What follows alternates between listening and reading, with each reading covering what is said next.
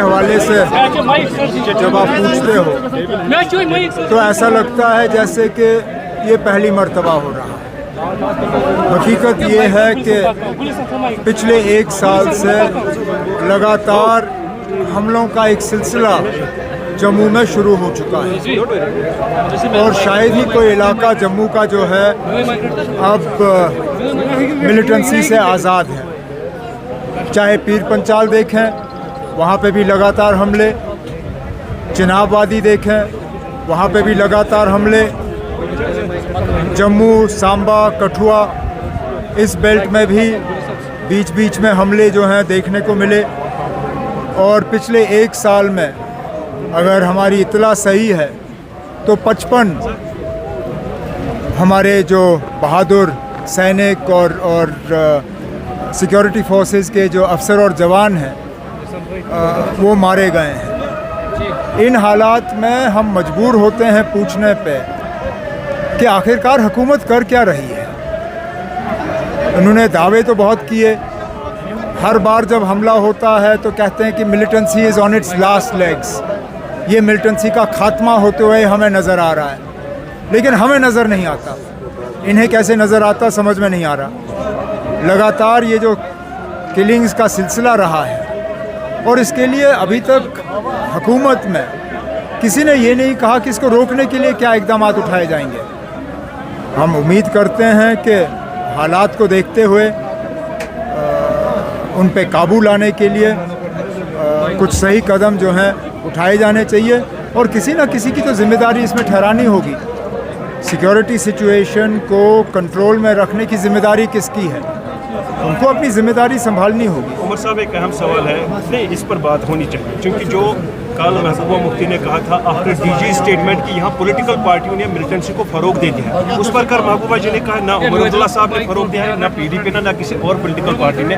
इस तरह की ब्लेम करना, डीजी एक कम्युनल लाइन्स पर काम कर रहा है, डीजी कम पॉलिटिशियन ज़्यादा है, तो उस पर उसको यहाँ से निकालना ही बेहतर है।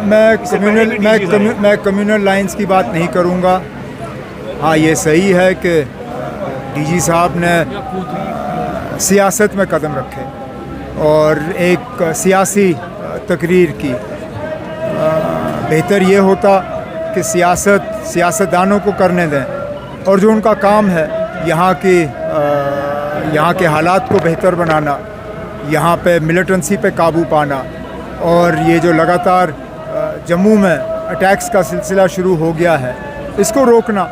डीजी साहब से हम ये सुनना चाहते थे कि इसको रोकने के लिए क्या कदम उठाए जाएंगे। सियासत तो चलिए ना, हम सियासतदान जो हैं सियासत हम करेंगे, लॉ एंड ऑर्डर हम नहीं देख सकते, बॉर्डर को सुरक्षित हम नहीं रख सकते, मिलिटेंसी के ख़िलाफ़ हम नहीं लड़ सकते। हालांकि सबसे ज़्यादा कुर्बानियाँ अगर किसी पॉलिटिकल पार्टी ने दी वो नेशनल कॉन्फ्रेंस ने दी, लेकिन मिलिटेंसी के ख़िलाफ़ हम लड़ नहीं सकते। हम अपनी आवाज़ उठा सकते हैं, हम हुकूमत की मदद कर सकते हैं, उनका हाथ बढ़ा सकते हैं, लेकिन मिलिटेंसी के ख़िलाफ़ लड़ना वो डीजी का काम है।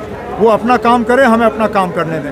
मॉडलर्स को अरेस्ट किया गया, कई सारे मॉडलर्स अरेस्ट हुए हैं। कल कई मुहर्रम के जुलूस में कई सारे लोगों को अरेस्ट किया गया। अब अफसोस की बात है, नहीं होना चाहिए। ये लोग ताज़ियत के लिए आते हैं और हुकूमत के तरफ से इस तरह उन्हें गिरफ़्तार करना या उनको तंग करना ये अच्छी बात नहीं है। आप कहीं और ये नहीं करते, किसी और मौके पे किसी और मज़हब के साथ ये नहीं होता। पता नहीं इनको मुसलमानों को इस तरह निशाना बनाना इतना आसान क्यों लगता है। सर लास्ट एक क्वेश्चन सर, जो LG को पावर्स दिए गए एक्स्ट्रा पावर, उसके बारे में बताइए। ये कौन सी नई बात है? हमें मालूम था ये होगा और यूटी में यही खतरा है कि पावर जो है वो लोगों के पास नहीं रहता, लेकिन ये कम वक्त की बात है। वज़ीर आज़म, होम मिनिस्टर सबों ने कहा है कि इलेक्शन के बाद जल्द से जल्द जम्मू कश्मीर को रियासत का दर्जा जो है वो वापस दिया जाएगा। हम तो ये उम्मीद करेंगे कि इलेक्शन से पहले जम्मू कश्मीर को रियासत का दर्जा मिलना चाहिए, क्योंकि यूटी तो फेल हो गई है। यूटी जम्मू में फेल हो गई है, मिलिटेंसी के ख़िलाफ़ फेल हो गई है, डेवलपमेंट में फेल हो गई है, हर लिहाज से आप देखें यूटी फेल हो गई है। तो बेहतर यही होगा कि जम्मू कश्मीर को रियासत का दर्जा देके इलेक्शन करा के यहाँ लोगों के हाथ में हुकूमत वापस दी जाए।